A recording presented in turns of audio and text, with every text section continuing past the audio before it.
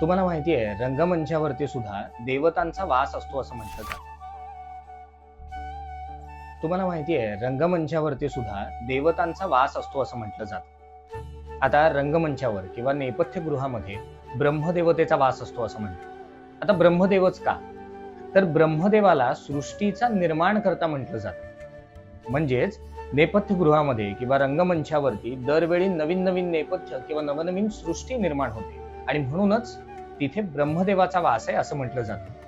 त्याचप्रमाणे प्रेक्षागृहामध्ये म्हणजे जिथे प्रेक्षक बसतात तिथे समुद्र देवतेचा वास आहे असं म्हटलं जातं. किती सुंदर कल्पना आहे, कारण जिथे समुद्र देवतेचा वास आहे किंवा समुद्राचा जर आपण गुण पाहिला तर लाटा असतील किंवा जो खळखळाट असेल किंवा काही गोष्टी भरती असेल, ओहोटी असेल, काही गोष्टी स्वतःमध्ये सामावून घेणं, काही परत बाहेर देणं. त्याचप्रमाणे प्रेक्षक सुद्धा समोर चालू असलेल्या नाटकाला भरभरून प्रतिसाद देतात. त्यांचा हशा असतो.